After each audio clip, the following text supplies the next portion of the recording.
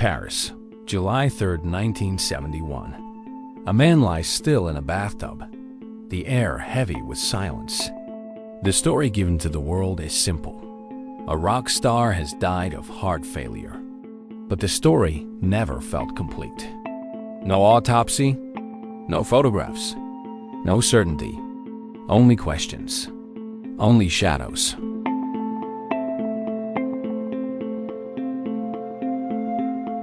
His name was Jim Morrison, and from the moment of his birth to the moment of his disappearance, his life was written in mystery. Jim Morrison entered the world on December 8, 1943, in Melbourne, Florida. The planet was already at war. His father, George Stephen Morrison, was a disciplined naval officer, a man whose life revolved around strict orders and the kind of silence that kept secrets buried. His mother, Clara Clark Morrison, carried the weight of a life bound to military routine. In that household, emotions had no space to breathe. And into that house came a boy who would grow into fire. Jim's early childhood was marked by restlessness. His father's career meant the family was always on the move from state to state, base to base. He and his siblings learned to adapt quickly, but Jim never felt anchored anywhere. He was a wanderer before he could even name the word. Behind his bright eyes, there was always a flicker of rebellion, a sense that he saw beyond what other children could. Then came the moment that would haunt him forever. He was only 4 years old when he claimed his life changed. The Morrison family car was traveling through the desert in New Mexico when they passed the aftermath of a terrible accident. A truck carrying Native American workers had overturned.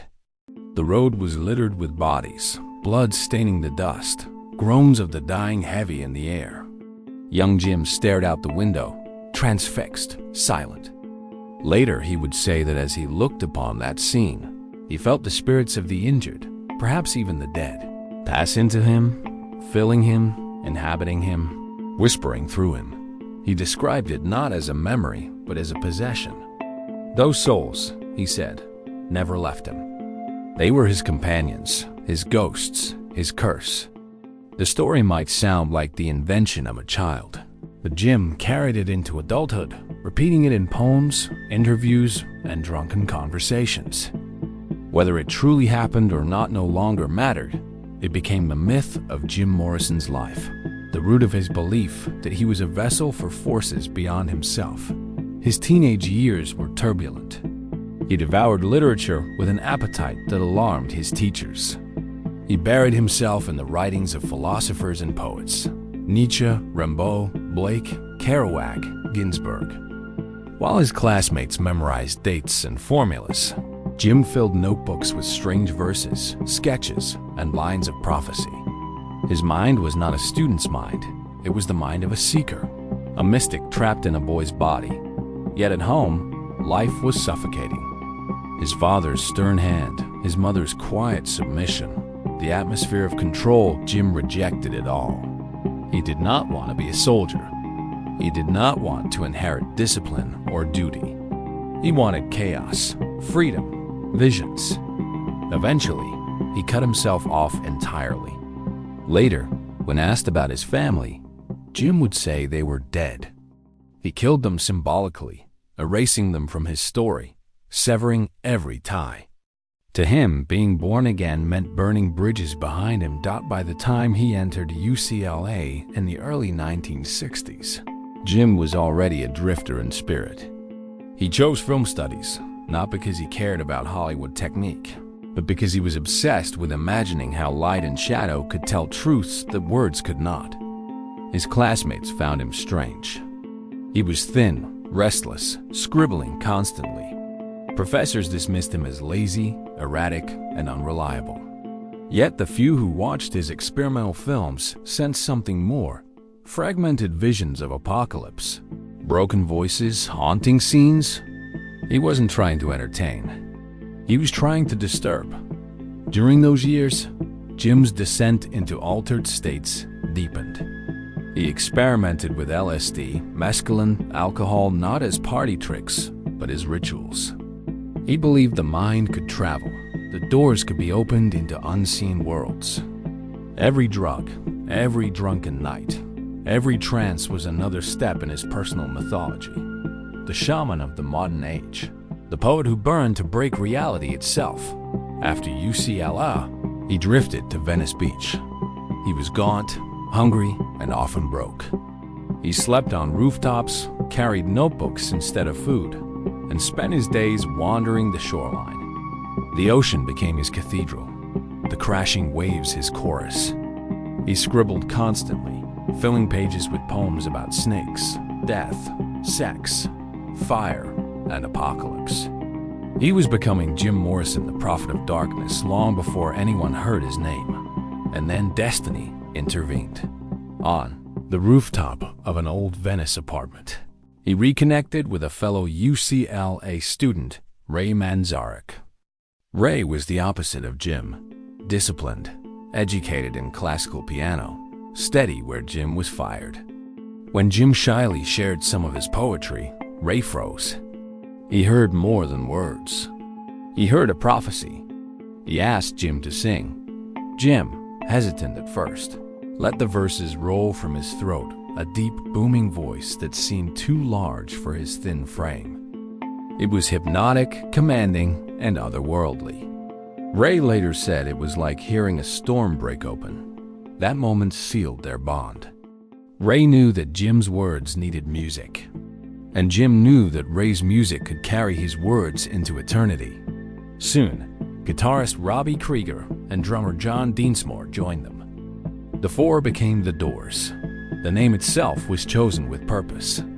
Inspired by Aldous Huxley's book The Doors of Perception, and by William Blake's line, "If the doors of perception were cleansed, everything would appear to man as if it is infinite." Jim saw the band as more than music. To him, it was ritual, a cleansing, a tearing open of reality. He was not a singer, he was a guide, a shaman, leading his audience through the threshold of perception. Their first performances were in dim Los Angeles clubs, smoky rooms filled with curious onlookers. From the first night, people knew they were witnessing something dangerous. Ray's hypnotic organ line swirled. Robbie's guitar cut through the haze. John's drums pulsed like a heartbeat, and Jim prowled the stage, eyes blazing, voice summoning. He wasn't performing songs. He was conducting ceremonies. Audiences didn't just watch Jim Morrison, they surrendered to him. His deep, thunderous voice rolled through the room like a command. He sang of fire, of endings, of breaking through to the other side. Women screamed. Men stared, caught between fear and fascination. Jim didn't just want applause. He wanted possession. He wanted to take the crowd into his trance, to control them, to burn them alive with him. The Doors became notorious in Los Angeles. They weren't a band you danced to. They were a band you experienced, a band that tore something open inside you. And as they grew, so did Jim's legend. But fire is never safe. Even in those early nights, chaos followed Jim like a shadow. He would drink too much, disappear before shows, pick fights with police, provoke audiences to madness. Sometimes he was brilliant, delivering performances that felt like religious awakenings. Other times he was incoherent, stumbling, destructive. The band never knew which Jim would walk on stage. Still, the rise was unstoppable. By 1967, the Doors had signed with Elektra Records. Their debut album exploded with Break On Through, To the Other Side, and Light My Fire. The world had found its dark prophet. Jim Morrison, the once ignored child of a military officer, was now the Lizard King, the voice of a generation drowning in war, rebellion, and desire. But the higher he rose, the more dangerous the fire became. Because Jim Morrison wasn't chasing fame. He was chasing the edge between life and death, chaos and order, freedom and destruction. And every night, he walked closer to it. The boy who once claimed he carried the souls of the dead now carried something else.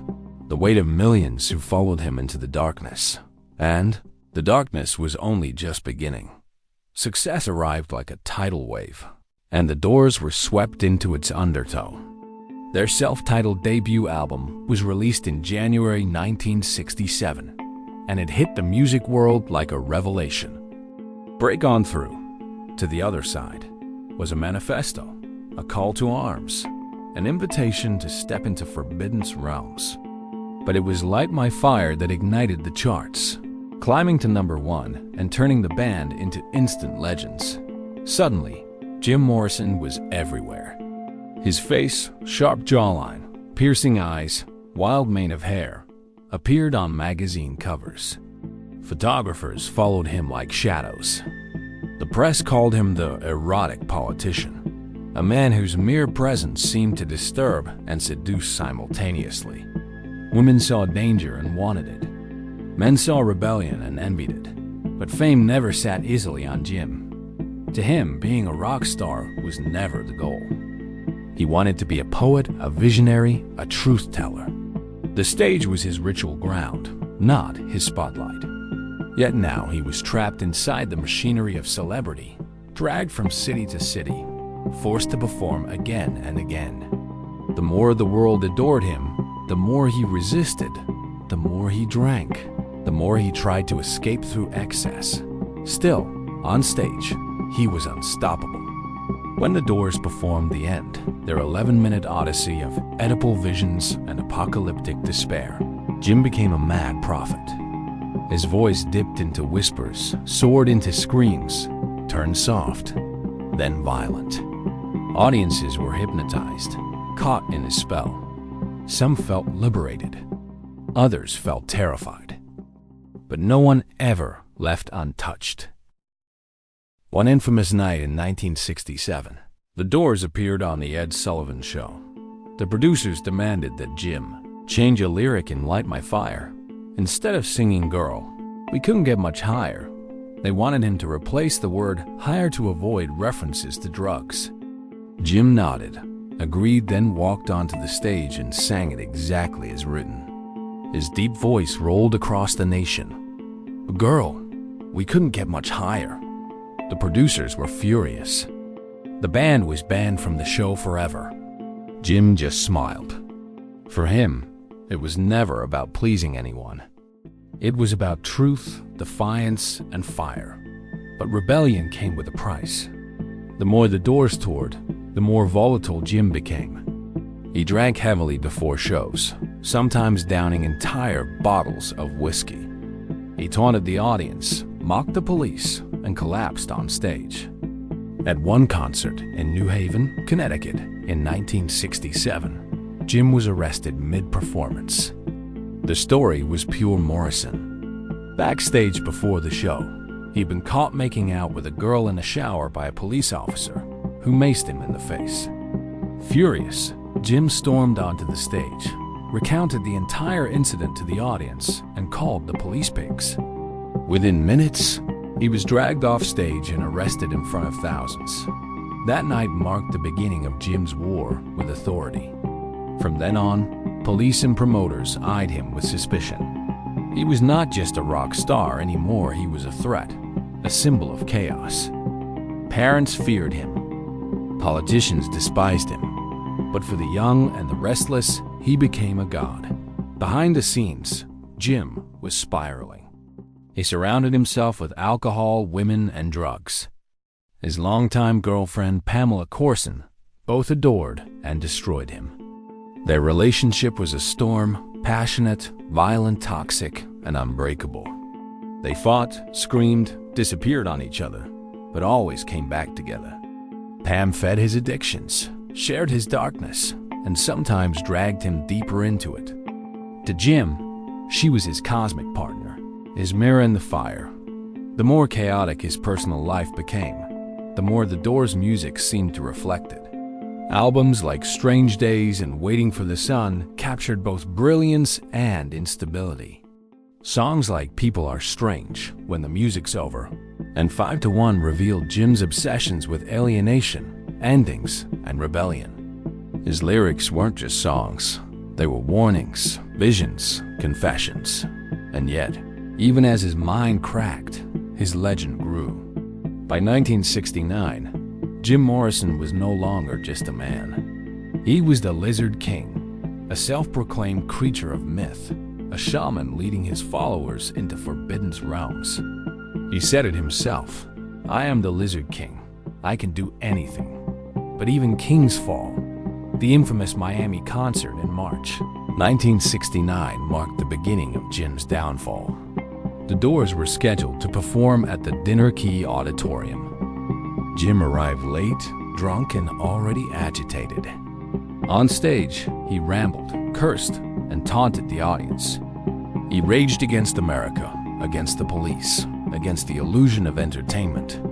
Then the accusations began that he exposed himself to the crowd, that he crossed a line no performer should cross. Whether he truly did or not remains debated to this day. Some swore they saw it. Others said it was an illusion, a rumor spun into chaos. But the damage was done.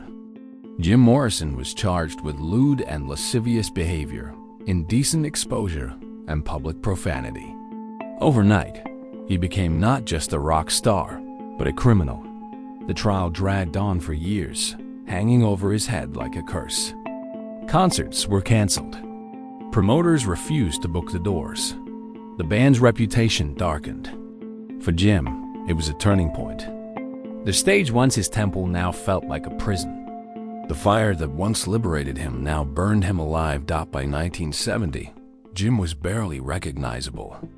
His once slim frame was bloated with alcohol. His face, once sharp and wild, grew bearded and heavy. The leather pants and bare chest were replaced with plain shirts and jackets. The sex symbol had transformed into a weary poet, a man burdened by the very fame he once courted. Yet even in decline, flashes of brilliance remained. Ella Woman, released in 1971, was a return to raw power. Songs like Riders on the Storm carried a haunting prophecy, as if Jim himself knew his end was near. He sang not as a rock star, but as a man whispering from the edge of existence. And perhaps he did know.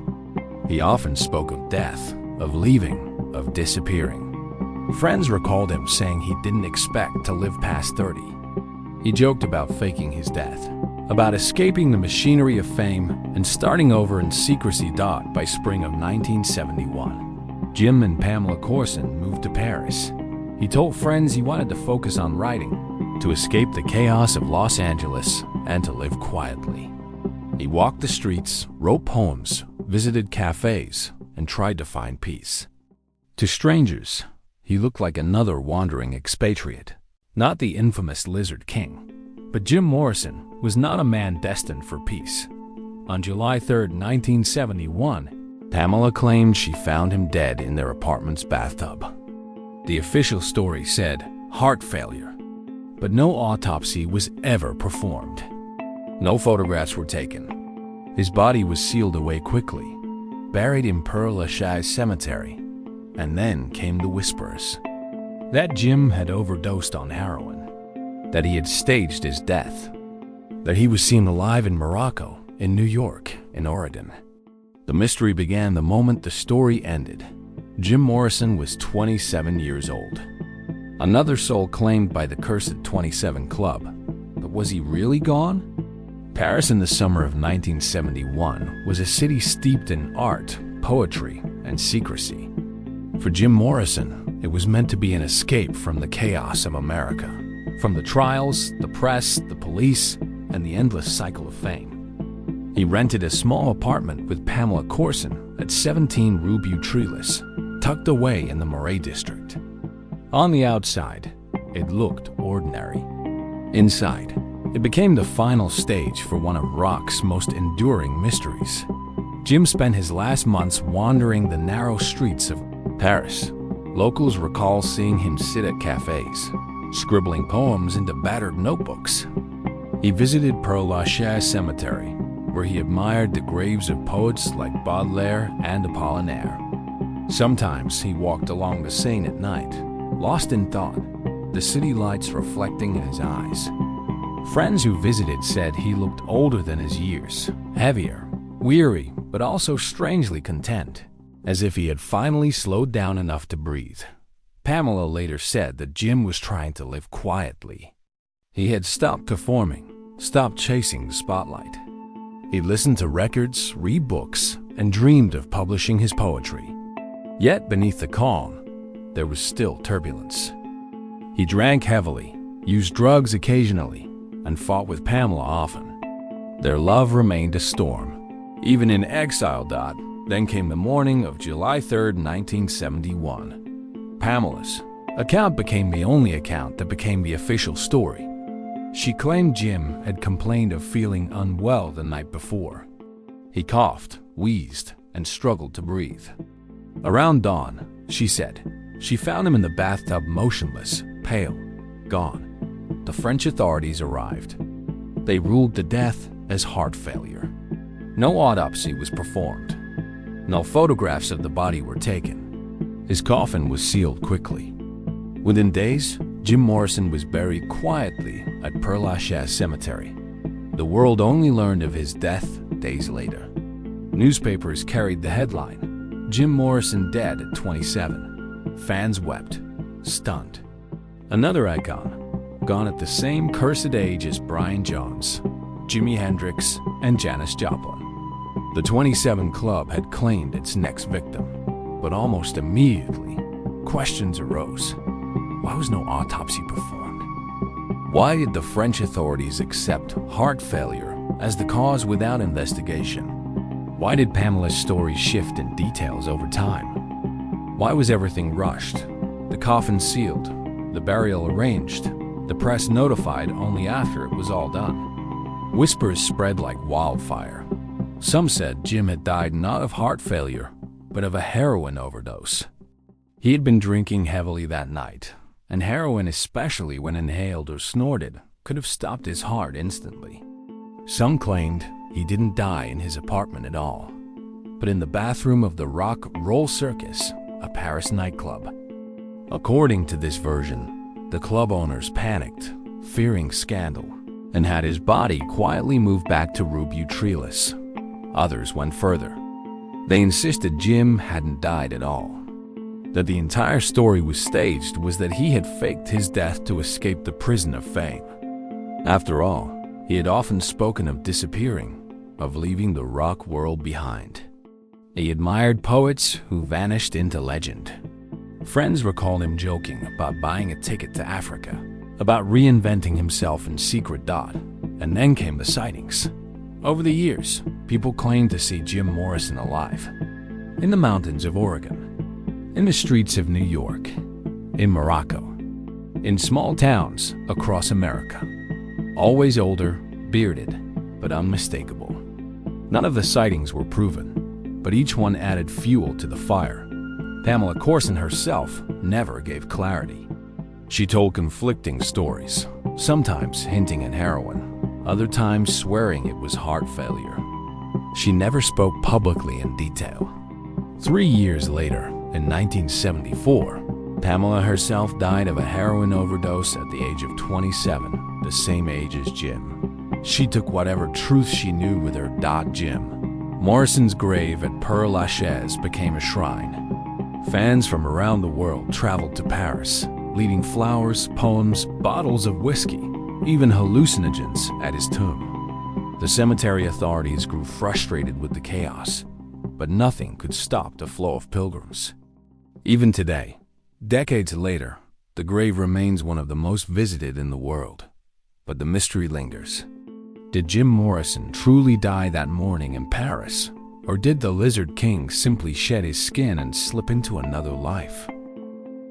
Then came 1991. Oliver Stone's film The Doors exploded into theaters, painting Morrison as both shaman and sinner. Played by Val Kilmer with uncanny resemblance, Jim returned to life for millions. The movie blurred reality and fiction, but the effect was undeniable. The legend became immortal, but with fame came new shadows. Surviving band members argued over Jim's legacy. Lawsuits erupted over rights, money, and the use of his image. Even in death, Jim Morrison was still causing chaos, and still, questions lingered. No autopsy, no photographs. A sealed coffin, a rushed burial. Did the world ever truly say goodbye to Jim Morrison? Or had he slipped into the darkness he always craved? The answer never came. But perhaps that was the point, because Jim Morrison never belonged to the ordinary world. He belonged to the spaces between truth and myth, between poetry and madness, between life and legend. His story had no ending, because endings are too simple, too neat. Morrison lived in the mystery, and there he remains. And yet, just as the myth felt eternal, something darker crept back into focus. The 27 Club, that strange, cursed circle of artists who burned out at the same age. Brian Jones, Jimi Hendrix, Janis Joplin, Jim Morrison, and years later, Amy Winehouse. Each one different, yet each consumed by the same fire of fame, excess, and fate. Why 27? Why always then? Was it the pressure of youth, the crushing weight of stardom, the temptations of drugs and escape? Or was there something more sinister, something invisible, guiding these lives toward the same cliff? As fans placed flowers on Jim's grave, as new generations discovered his voice, the question never left. Did Jim Morrison die, or did he ascend into legend, pulled into the mysterious curse of the 27 Club? And if the Lizard King was truly gone, then why did it feel like he was still here, waiting in the shadows, laughing at the mystery he left behind? As the decades passed, Jim Morrison became less a man and more a mirror. Each generation looked into his story and saw their own reflection, rebellion, longing, self-destruction, transcendence. He had been gone since 1971, and yet, in every darkened room where his voice spilled from a record player, it felt as if he were still alive. The 1990s solidified that feeling. After Oliver Stone's film, the myth bled into popular culture with new force. Val Kilmer's uncanny performance blurred lines, convincing many that Morrison's spirit had been conjured back onto the screen. For some fans, the film wasn't just entertainment, it was evidence. They believed Morrison was speaking to them through the performance, hinting, warning, whispering. Meanwhile, Morrison's writings continued to surface. His poetry collections, such as The Lords and the New Creatures and An American Prayer, took on cult status. Each verse was dissected, mined for hidden codes. Did he predict his own death? Did he leave clues to his survival? In one fragment he wrote, "There will never be another one like you. There will never be another one who can carry that weight." Fans clung to it as if it were prophecy, a farewell woven into the fabric of his art. But not all who knew Jim embraced the myth. Friends, bandmates, and lovers often painted a grittier portrait of a man tormented by his own appetites, drowning in alcohol, reckless with his own body. To them, Jim wasn't a shaman or a prophet. He was a man on a collision course. The mystery, they said, was not why he died at 27, but how he survived as long as he did. Still, the conspiracies endured. In the late 90s, a man in Oregon was rumored to be Morrison living under a new identity. Reporters chased the story, but it dissolved into smoke. In 2001, another surfaced a photograph of an older, heavy-set man in Paris, bearded, with eyes that resembled Jim's. The photo spread across fan forums. Believers pointed to it as proof.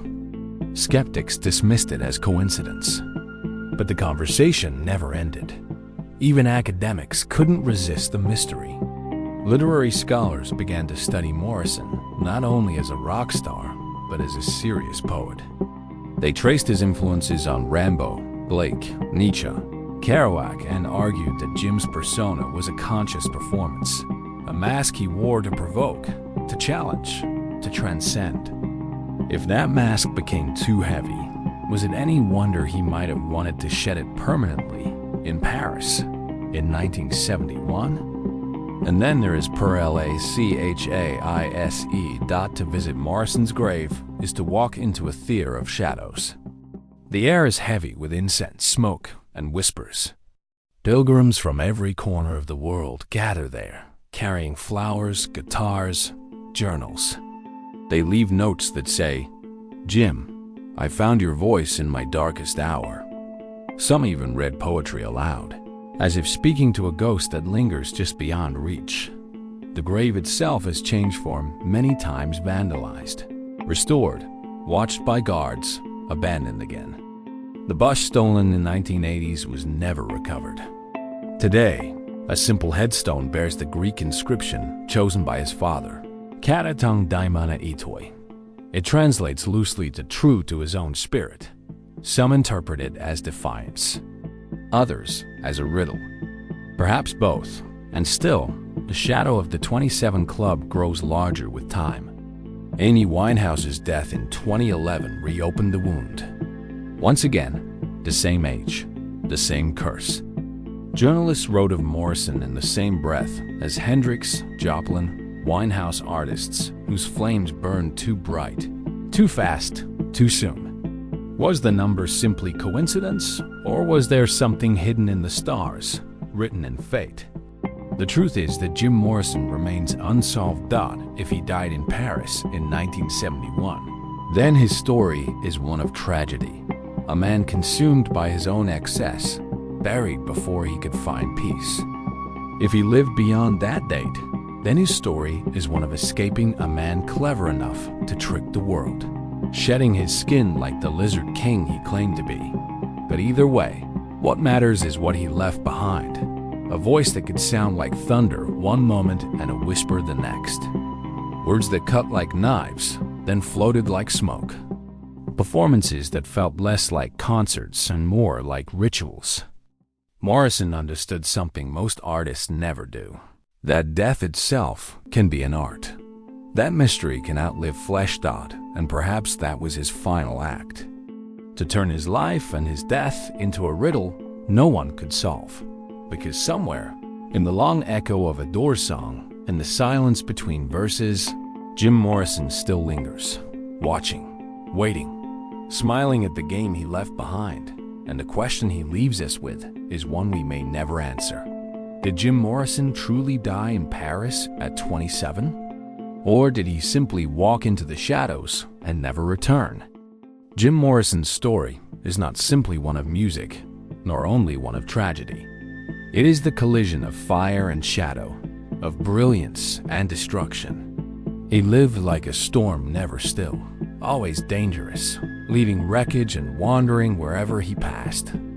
Paris was supposed to be his refuge, but instead, it became the stage for his greatest mystery. The absence of an autopsy left a hole so wide it swallowed certainty. His sealed coffin silenced questions, but only for a moment. Decades later, the silence has become deafening. Did he die gasping in a bathtub, his heart giving way to years of abuse? Did he overdose in a nightclub, hidden away to protect reputations? Or did he slip out the back door of history, laughing at us all, alive in some hidden corner of the world? The world will never know. And perhaps that is the truth Jim Morrison wanted. He was a man obsessed with myth, with ritual, with transformation. To disappear in a blur of questions may have been his greatest performance. Because death without clarity is not an ending, it is an opening. A doorway. A mirror in which every fan, every believer, every skeptic must confront their own reflection. What Jim left behind was not answers, but echoes. The echo of his voice on Riders on the Storm, a whisper that feels less like a song and more like a haunting. The echo of his words, there are things known and things unknown, and in between are the doors.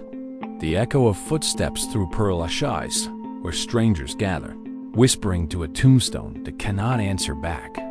But in those echoes lies his immortality.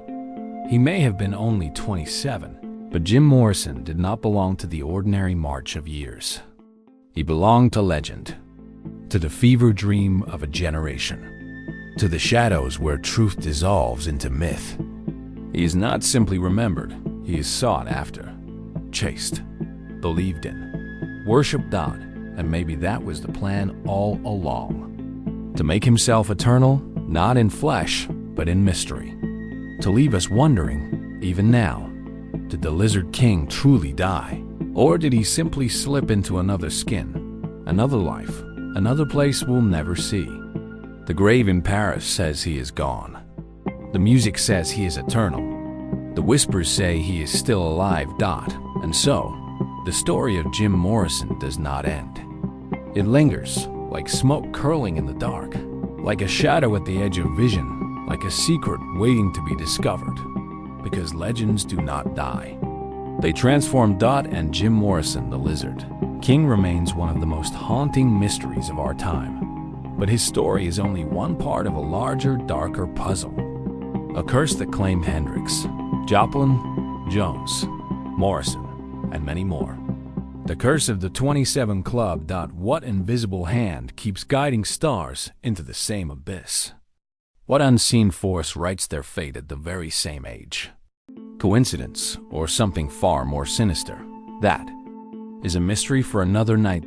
So, stay with me, because the shadows of Hollywood hold more secrets, more tragedies, more curses waiting to be told. And the next door we open may reveal truths even darker than Jim Morrison's.